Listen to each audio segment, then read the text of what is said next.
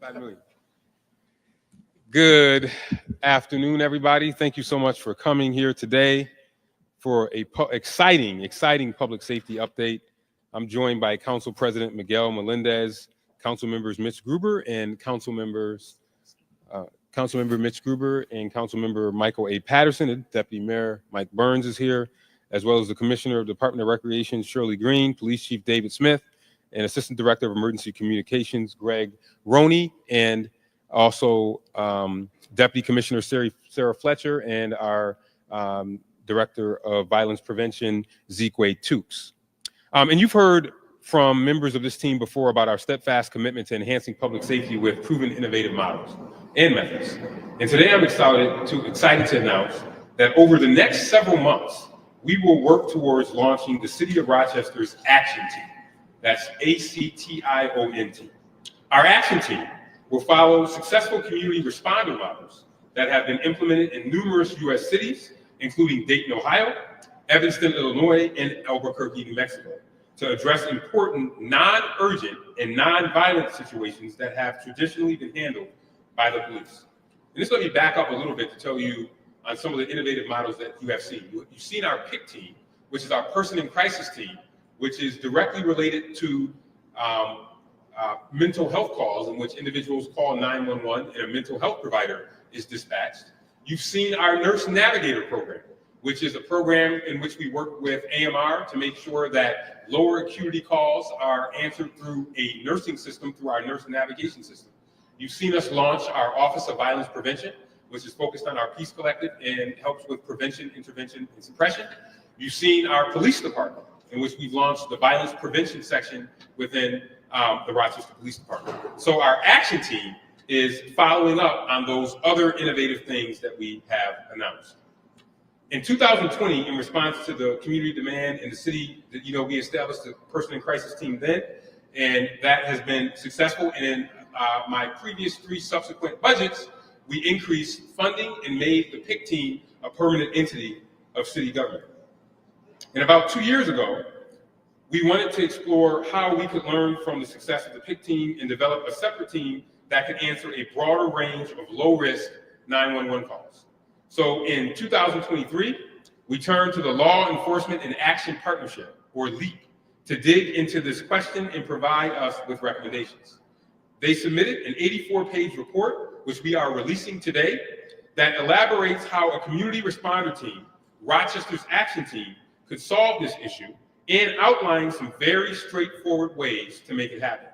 Not only will the action team enable us to improve responder times for lower urgency public safety issues, it will also allow law enforcement to focus their time and resources on more dangerous and urgent situations, such as shootings, drug issues, drug houses, those types of things.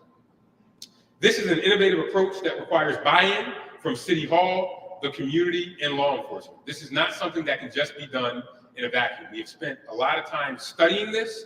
We have spent a lot of time putting together our plan, and we are hoping that by September, we will be able to launch this plan, and you will be able to see the members of our action team in action.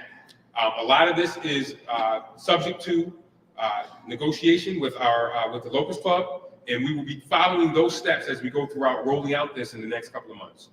Now, before I go into the next steps, I'm going to get into the details in a second about how this will work. I'm going to have some of our partners in city government say a few words, and I'm going to start with our Council President, Miguel A. Melendez Jr.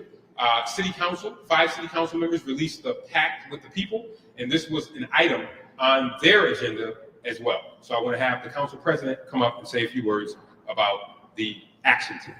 Mr. President.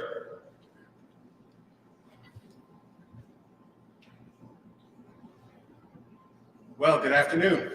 Afternoon. This is an exciting day for all of us. Around this time last year, my council colleagues and I submitted budget recommendations for the fiscal year 2025. We then followed that up with a document, as the mayor mentioned, called the Pact with the People, that focused on budget priorities that were important to all of us. One of those priorities was an investment in alternative response models. Following the LEAP study was a desire to allocate resources in this year's budget to ensure we started the process of continuing our investments and enhancements to your public safety. It is my personal belief that we need to find more and better ways and efficient ways to respond to your calls for service. Whether it is 311 or 911, the community's expectation has always been that we deliver high-quality services in a timely manner. The reality is, in our recent staffing patterns and internal challenges with hiring for some of the jobs that we do have available, time does not always meet the mark or the moment. However, today we are launching the next steps in an important process to improve service to you. I have long said that we need to right-size the job of an officer. Our officers do excellent work in our community. The demand for service is tremendous. To me, what that functionally means is that we need to look at all the call types, which this report has started that process and has done, and determine who is the first responder that should respond to certain call types, especially the low acuity, the low priority call types. As the mayor mentioned, we've done this work in other areas, particularly with mental health services and our person in crisis unit. But there are many other areas where we can expand those services. For me, this is also about providing our officers with some relief as well. I toured the 911 center and looked at the long list of backlogged calls in real time. There were some calls on the list that were not medical emergencies or severe crises, but I'm sure to the person who was calling and waiting, they were extremely important to that individual. Those are the calls we need to find ways to expedite. And I believe through negotiation and collaboration, we can come up with a more efficient system that respects the roles and responsibilities of all of our public servants. So I'd like to make clear in closing that this is really about partnership, creativity, and providing the best public service we can possibly provide when it comes to public safety. As we continue conversations after the release of this report, it is imperative that we dialogue and negotiate the best ways to produce the best possible public safety outcomes for the citizens of Rochester. And as our Pact with the People describes, we will continue to focus our efforts on safer neighborhoods, quality housing, and equitable access to opportunities for all. Thank you. Thank you. Thank you, Mr. President. And we look forward to folks reading the report. The great thing is that we have been very deliberate with this, and we know that this is not something that's just going to happen overnight. You know, oftentimes people will say, "Oh, I got an idea, I just want to do it." You have to make sure that it's deliberate and that it's going to actually deliver for the residents of Rochester, because this cannot be done without residents, law enforcement, the city, and everybody working together in concert to make sure that this will be effective. I'm going to call on Dr. Shirley Green to say a few words, and I also have some of our other council colleagues say a few words as well. But Dr. Green, if you want to come up and talk about some of the next steps and how this is going to lay out. Thank you, Mayor. I'm very excited to have the opportunity to share our preliminary plans for Rochester's Action Team. Based on research and assessments completed by the LEAP team, we know that nearly 70% of non-urgent public safety calls asking for police intervention are looking for help with conflict resolution and de-escalation. So we plan to start there. For our first phase, we are looking to hire about 10 team members who will bring experience and receive training in conflict resolution, de-escalation, and connecting community members to services. Over the first phase, these action team members will be available 12 hours each day, Sunday through Saturday, from 8 a.m. to 8 p.m. And we will respond initially to 2 specific types of calls for service: nonviolent trespassing incidents and annoyance calls. Examples of nonviolent trespassing might include someone parking in a private property or at a business that is interrupting others coming into that business. Many of our calls for annoyances are things such as loud music or disrupting the peace. So these will be the initial types of calls. As you know, the person in crisis team members will remain our first responders for mental health crisis.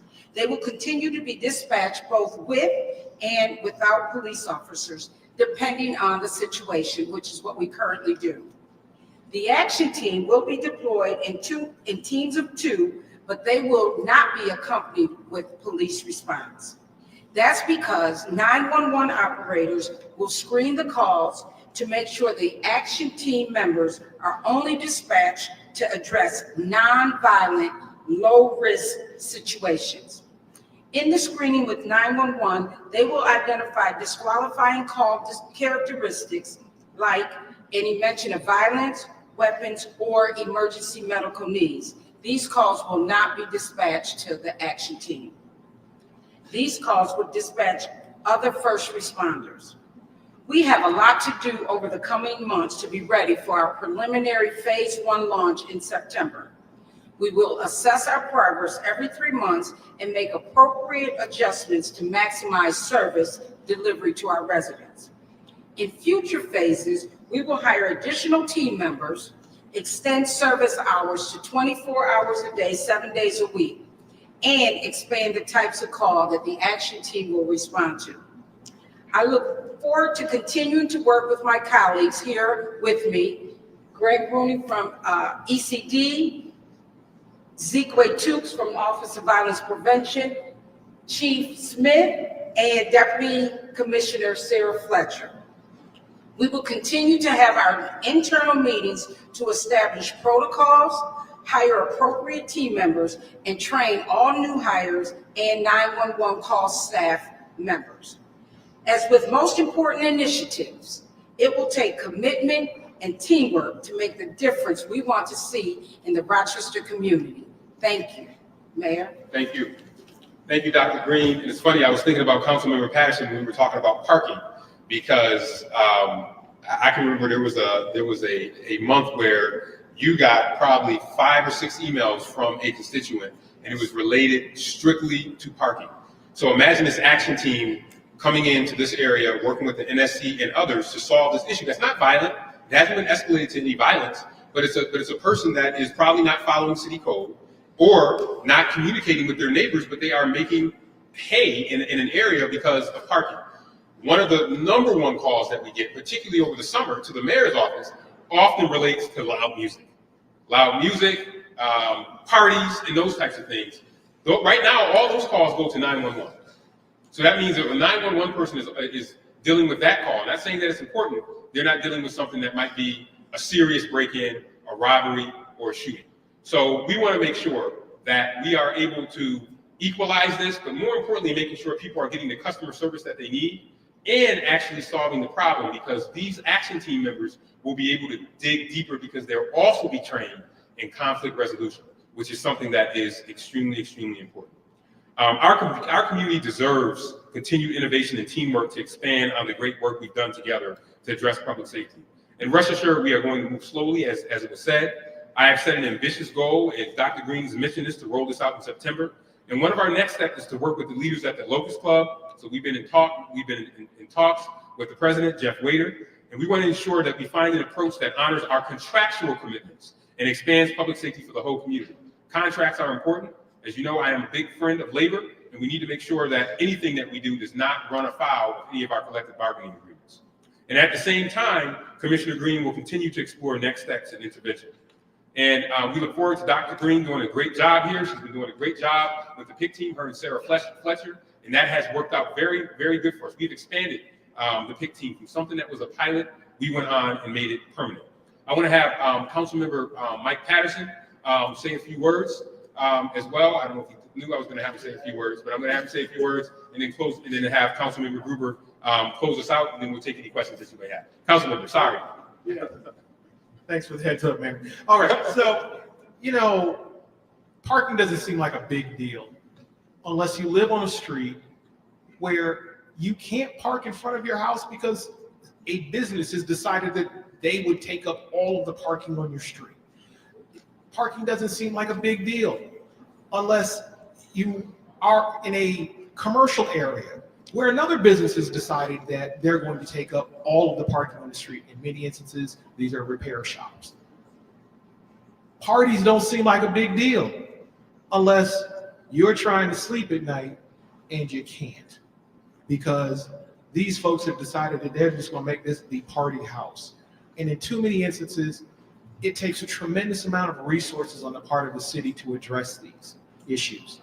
It is wonderful to see that we are making the time and the commitment to have dedicated staff that are going to be out in the community to address these issues. Now, rest assured, if escalation is required, I am sure that RPD will be a short phone call away to address the issue. But in those instances where conversation can solve the problem, there's nothing wrong with starting that conversation with city reps who will take the work seriously and have the training and commitment to get us to a sound and just resolution. Thank you. And the good thing, I want to urge members of the media too. I know you guys I don't know if travel is in your budget, but you may want to check out Dayton, one of my favorite mayors in the country, Mayor Mims. In Dayton, they have this model, as does other places around the country. So the good thing is that we are not starting from square one. Some of our peer cities have started this community responder model. It's something that we hope that we will also be successful here in Rochester. I want to call up Councilmember Gruber to say a few words, and then I'll close this out and take any questions that you may have. Councilmember. Thanks, Mayor. Given where we are in the world right now and all the circumstances around us, the thing I want to highlight is that this is an example of good government. This report right here is an example of good government. By the way, Mayor, will this be available on the city's website? Yes, it's one of the best reports I've seen. So let me just run through the process a little bit for folks. We all identified a problem, and everyone here and beyond identified the problem. We had a number of calls going to 911 that were not responded to in adequate time. We have a number of vacancies in our police department. We have some real challenges there. We identified the problem. We ultimately hired national, and actually in this case, global experts in this space to come in and do a study. We voted for it in the budget last year. I should actually specify 5 out of 9 council members voted for it in the budget last year, and made sure that we had the adequate dollars to go do a world-class study on how to address the problem. We do the study. There's key recommendations in here that are transparent for everybody to be able to look at and see. And this year, in the upcoming budget process, we will figure out how to make sure that we have the opportunity to fund the action steps for some real work to happen this year. And that'll be something that, again, we'll invite everyone to participate in the budget process really in June. But this is good government. This is how things get done. This is how we resolve problems. This is how we work together across departments, across different branches of government to make sure that things get done. I want to thank the mayor. I want to thank Councilmember Patterson. I want to thank Council President Melendez, Council Vice President Harris, Councilmember Monroe, the 5 of us who came out with the Pact with the People, and all the other folks up here, because this is how good work is going to get done. Please read it, ask questions, engage with your elected officials, and can't wait to see the progress on this. Thank you. Thank you. It's not often that my staff, we get a lot of consultant reports, and some of them are good, some are okay, but I've heard from numerous members of my staff that this is probably one of the best reports that I've seen. And I've been around in government at the periphery, first full-time job as mayor. This is an excellent report. This LEAP report that Councilmember Gruber just held up they really did a good job, and I can't give enough of my thanks to LEAP for doing a great job putting out this report. It gives us a great baseline on how we can go about carrying this out. And I know some people are saying, oh, it took time, but it took time because we need to make sure we got it right. So I want to thank them for that report. And as Dr. Green noted, I want to again just remind folks, because I know people can get confused because we have so much stuff going on in city government. Our PIC team will remain first responders for people experiencing mental health crisis. That was announced. That is not changing. They will operate separately from the action team, whose work will be more focused on other non-urgent 911 call types, the types of calls that Councilmember Patterson so eloquently just gave you examples of. So taken together with our action team and our PIC team, along with our prevention teams in the R centers, our Office of Violence Prevention, our Rochester Police Department, and our community partners, I believe that this will allow us to really be able to improve community safety across Rochester. We have been innovative, we have been so creative, and we're hoping that this will continue to pay dividends in years to come. I want to thank my city council colleagues for their support in allocating dollars for this initiative, for the start that we are trying to do. And remember, this is just the start, and we hope that we will continue to expand this in a way that makes sense, but more importantly, in a way that will make it work for the community. So those people that are interested in making a big difference in their community, 10 slots we're gonna have coming up in September. Be on the lookout for those job descriptions, be on the lookout for those opportunities. Like I said, a lot of this is subject to negotiations. I want to be clear about that, and we'll have more updates as we go throughout the way. But I want to thank all the folks up here. They have spent an inordinate amount of time working on this. In the background, we allocated the money. Like I was saying, what was happening? Well, a lot of work was happening. It culminated in that report that Councilmember Gruber just held up, and you will have an opportunity to read that report today, along with the press release. The report will also come out. So I'm going to thank you all for coming here today. And with that, I will take any on-topic questions that you might have about the action team. ACTION, action. Where the funds come from? The funds are coming from the city budget. So we had, in May, we put dollars in the city budget. And then in June, city council members that are here voted to make sure that these dollars were used. So that's where the dollars come from. The dollars are coming from the existing city resources. Maybe eventually, maybe we'll be able to go out and get grant money or some other things. But right now, these are local funds that are being used to launch the action team. Any other questions? Yep. Mayor, sorry. What power do these people have? I guess what I'm saying is, if you go to a house party, shut it down. No, I'm not going to shut it down. You go to a parking complaint. I'm not moving my car. What happens there? Is there anything they should do, or how's that going to work? Yeah, I think all that will be laid out. But for example, we have rules in the city. So if you're violating a parking ordinance, you're violating a parking ordinance. So this person may not sit and argue with you back and forth, but it's better to deal with the action team member than to have RPD come and tow it, right? Or it's better to deal with an action team member than to have the mayor come do a gun violence state of emergency and shut down your location. So they will be there as a mediating force to be able to help people work through situations. You'll be surprised how many requests I get in the mayor's office to come in and mediate neighborhood disputes. I wish I had time to be able to do that, maybe in another life. I can go back and do that. But those are tons of complaints that we get on a regular basis. I was just at an event last week where a woman, they're two homeowners, they own homes. And she was telling me about a major problem that she's having with her homeowner as it relates to their shared driveway and parking. And she said, I've called 911 about this. There's not much 911 really can do there unless they're doing something illegal.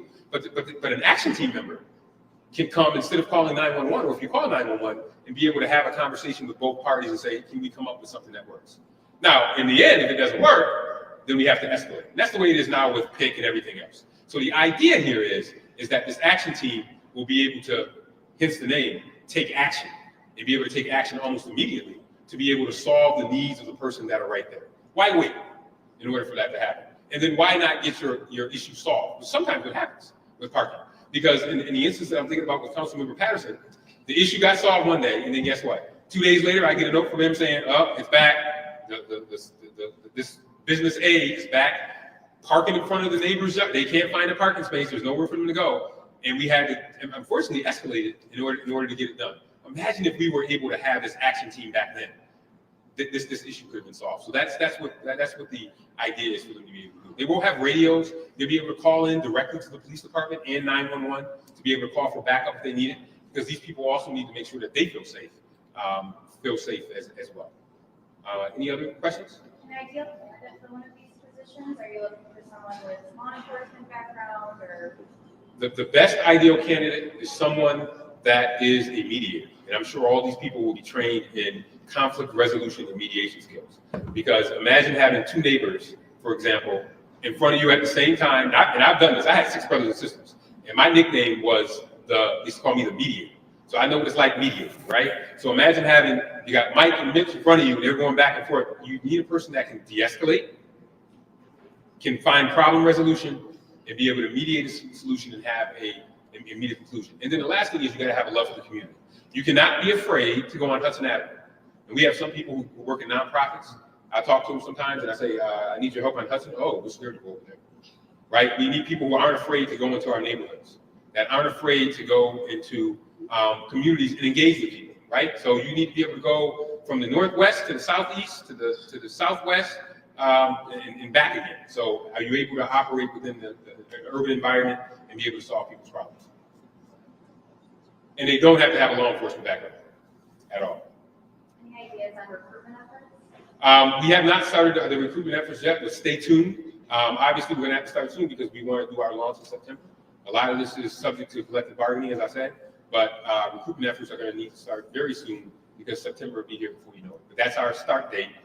That target could move based upon efforts, but we reassess this every 30 days to see where we are as we get closer to our point. But you don't have to have a law enforcement background.